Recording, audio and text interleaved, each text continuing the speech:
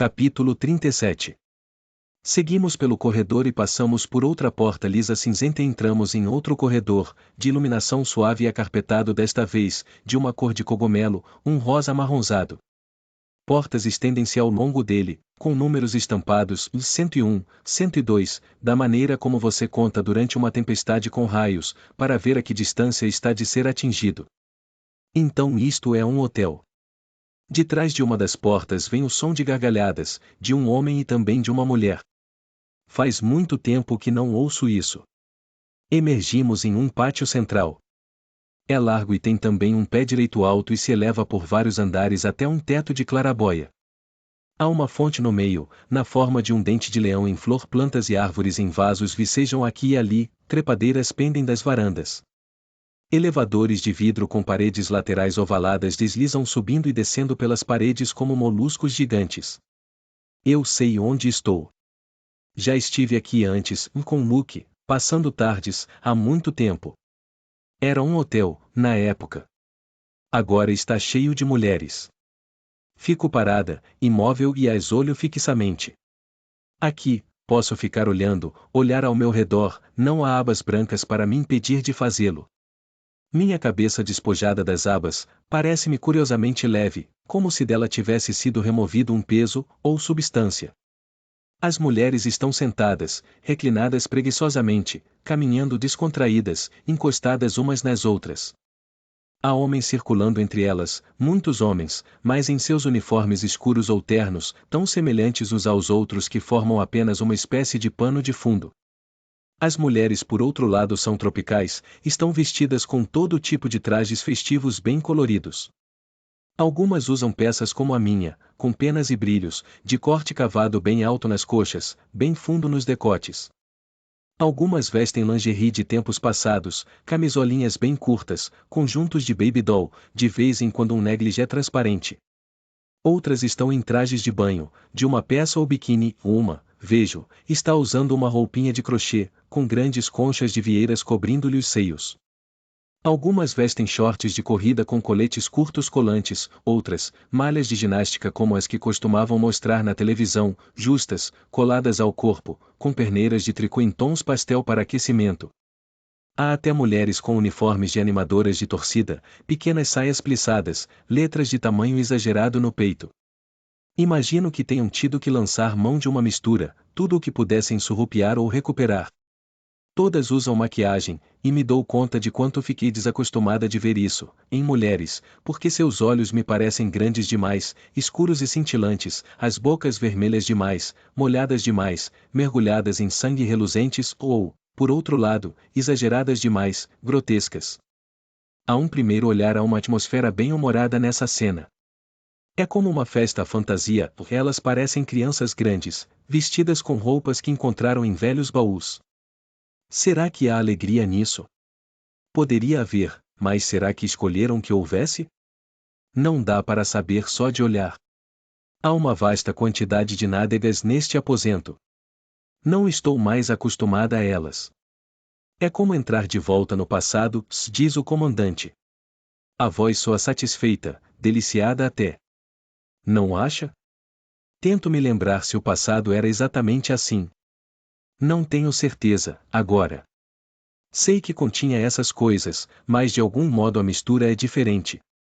Um filme sobre o passado não é igual ao passado. Acho, digo. O que sinto é apenas uma coisa. Certeza de que não estou atemorizada por estas mulheres, não estou chocada com elas.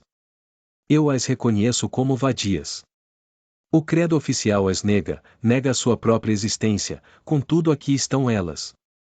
Isso pelo menos é alguma coisa. Não fique olhando apatetada, diz o comandante. Assim você vai se entregar. Apenas haja com naturalidade. Mais uma vez ele me conduz adiante. Outro homem o avistou, o cumprimentou e começou a se encaminhar em nossa direção. O aperto da mão do comandante em meu antebraço se torna mais forte. Calma, sussurra ele. Não perca a calma. Tudo o que você tem de fazer, digo a mim mesma, é manter a boca fechada e parecer bem burra. Não deve ser tão difícil. O comandante se encarrega de toda a conversa por mim, com este homem e com os outros que o seguem. Não diz muito a meu respeito, não precisa.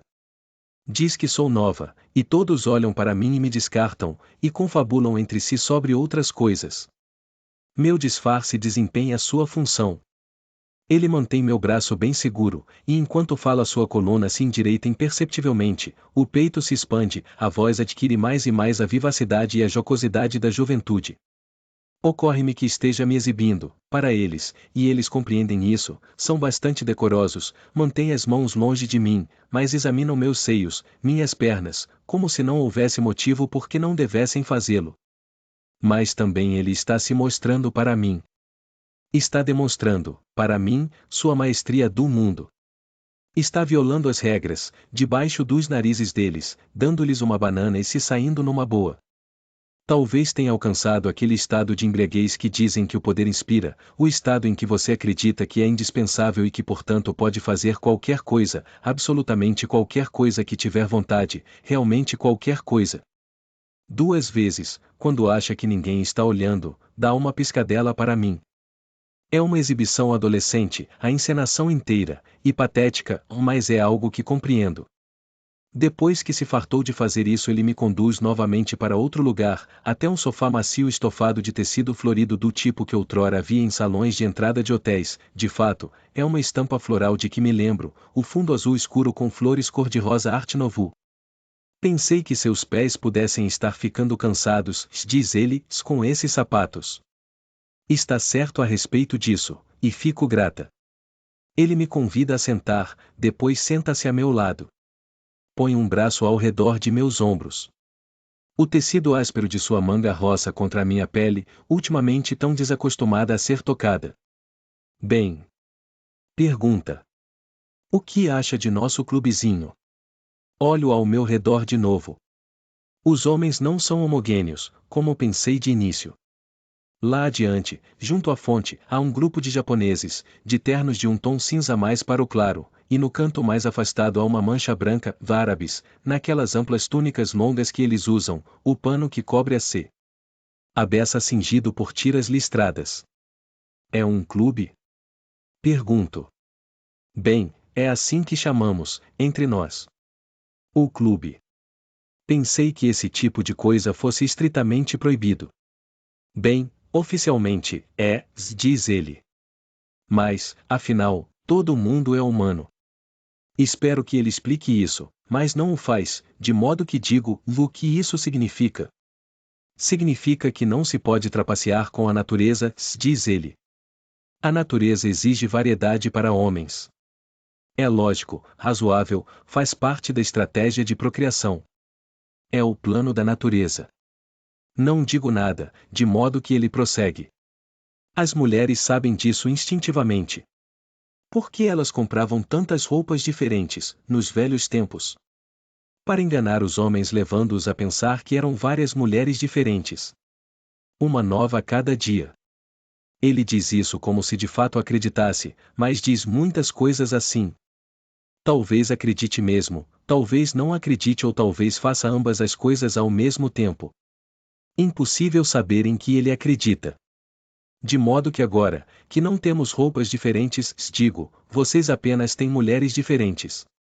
Isso é ironia, mas ele não demonstra ter notado. Resolve uma porção de problemas, diz, sem sequer pestanejar. Não respondo a isso. Estou começando a ficar farta dele. Tenho vontade de dar-lhe um gelo, passar o resto da noite fazendo pirraça sem dizer uma palavra. Mas não posso me dar ao luxo de fazê-lo e sei disso. Não importa o que seja isto, ainda é sair à noite, um programa. O que realmente gostaria de fazer é conversar com as mulheres, mas vejo pouca chance disso. Quem são estas pessoas? Pergunto. É apenas para oficiais, diz ele. De todas as áreas e para funcionários mais graduados. E delegações comerciais, é claro. Estimula o comércio. É um bom lugar para conhecer pessoas. É praticamente impossível fazer negócios sem isso. Tentamos proporcionar algo no mínimo tão bom quanto podem encontrar em outros lugares. Aqui também se pode ouvir coisas ou obter informações. Um homem por vezes dirá coisas a uma mulher que não diria a outro homem. Não, se explico, quero dizer às mulheres. Ah, diz ele. Bem, algumas delas são profissionais de verdade. Garotas de programa, CLRs do tempo de antes. Não podiam ser assimiladas, e de qualquer maneira, a maioria delas prefere estar aqui. E as outras? As outras? Diz ele. Bem, temos uma coleção e tanto. Aquela ali, a de verde, é uma socióloga. Ou era. Aquela era uma advogada, aquela outra era administradora de empresa, tinha um cargo executivo em algum tipo de grande rede de fast food ou talvez fosse de hotéis. Disseram-me que se pode ter uma conversa muito boa com ela se só o que você quiser for conversar. Elas também preferem estar aqui. Preferem aqui? Pergunto. As alternativas, diz ele. Você talvez até pudesse preferir também ao que você tem. Ele diz isso com falso recato, está jogando isca, quer ser elogiado, e sei que a parte séria da conversa chegou ao fim. Não sei não, digo, como se refletindo sobre a possibilidade. Poderia ser difícil, até penoso. Agora, diz ele, para fazer você entrar no estado de espírito do lugar, que tal um pequeno drink? Não devo beber, digo. Como bem sabe. Uma vez não vai fazer mal, responde. De qualquer maneira pareceria estranho se não o fizesse. Não há tabus, nenhuma proibição ao consumo de nicotina e de álcool por aqui. Como vê, elas de fato têm algumas vantagens aqui. Está bem, digo. Em segredo, bem que gosto da ideia, há anos que não tomo um drink. O que vai ser então? Pergunta. Aqui eles têm de tudo. Importado. Um gin tônica, respondo. Mais fraco, por favor. Não gostaria de fazê-lo passar vergonha. Você não fará isso, diz, sorrindo. E se levanta, e então, surpreendentemente, pega minha mão e beija, na palma. Depois se afasta, encaminhando-se para o bar. Ele poderia ter chamado uma garçonete, há algumas delas, vestindo minissaias pretas idênticas, e com pompons nos seios, mas parecem ocupadas e difíceis de atender. Então a vejo. Moira. Ela está parada junto com duas outras mulheres, mais adiante perto da fonte. Tenho que olhar com muita atenção, de novo, para ter certeza de que é ela. Faço isso em pulsações, rápidos movimentos dos olhos, de modo que ninguém repare.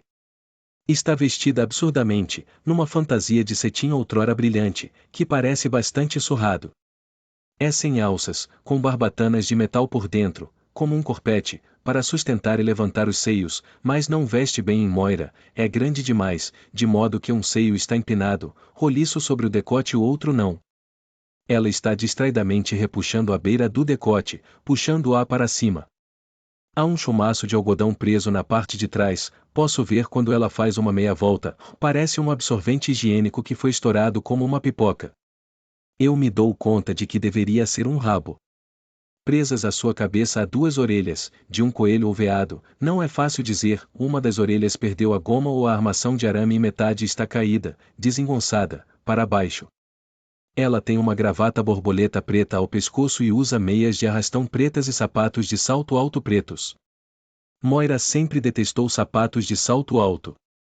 A fantasia inteira, antiga e bizarra, me faz lembrar de alguma coisa do passado, mas não consigo descobrir o que.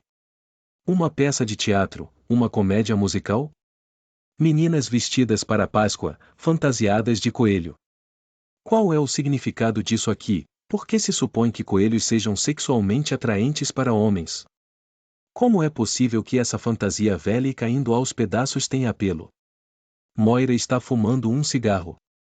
Dá uma tragada, passa-o para a mulher à sua esquerda, que está de lantejoulas vermelhas com um longo rabo pontudo preso atrás e chifres prateados, uma fantasia de diabo. Agora está com os braços cruzados diante do corpo, debaixo dos seios com armação de metal. Se apoia num pé, depois no outro, os pés devem estar doendo, sua coluna se curva ligeiramente. Ela lança um olhar sem interesse nem especulação ao redor da sala. Este deve ser um cenário familiar. Através da força de meu desejo tento fazer com que olhe para mim, com que me veja, mas os olhos dela deslizam sobre mim como se eu fosse apenas mais uma palmeira, mais uma cadeira. Com certeza ela tem de se virar, estou desejando isso com tanta intensidade, tem que olhar para mim, antes que um dos homens se aproxime dela, antes que desapareça. A outra mulher com ela, a loura com o paletó de pijama curto cor-de-rosa com a barra orlada de pele esfiapada, já foi escolhida, entrou no elevador de vidro, subiu e desapareceu de vista. Moira gira a cabeça de novo em mais uma volta pela sala, em busca talvez de pretendentes. Deve ser duro ficar parada ali sem que ninguém a queira, como se estivesse num baile de faculdade, sendo olhada, examinada. Desta vez os olhos dela se detêm, se engancham em mim. Ela me vê.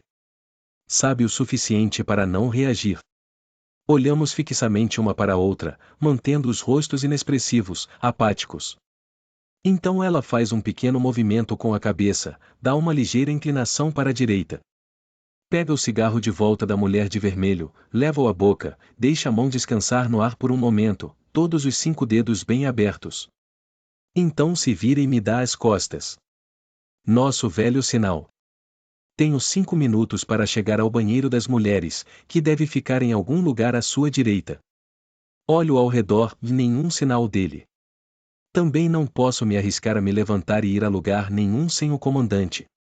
Não sei o suficiente, não conheço as regras, poderia ser confrontada. 1 minuto, 2. Moira começa a se afastar despreocupadamente, sem olhar em volta. Só pode esperar que eu a tenha compreendido e que a seguirei. O comandante volta com 2 drinks. Ainda de pé baixa o olhar para mim e sorri, põe os drinks na longa mesinha em frente do sofá e senta-se. Está se divertindo? Pergunta. Ele quer que eu me divirta. Afinal tudo isto é um luxo. Sorrio para ele. Há um banheiro que eu possa usar? Pergunto. Mas é claro, diz ele. Beberica seu drink. Não me dá instruções para o caminho. Preciso ir, se estou contando em minha cabeça agora, segundos, não minutos. Fica ali. Balança a cabeça. E se me detiverem? Apenas mostre sua etiqueta, diz ele. Não haverá problema. Eles saberão que você já está ocupada. Eu me levanto, meio tropega avanço atravessando o salão. Cambaleio ligeiramente, perto da fonte quase caio. São os saltos. Sem o braço do comandante para me firmar estou desequilibrada. Vários dos homens olham para mim, com surpresa penso, mais do que com luxúria. Sinto-me uma idiota. Levanto o braço esquerdo de maneira conspícua à minha frente, dobrado no cotovelo, com a etiqueta virada para fora. Ninguém diz nada.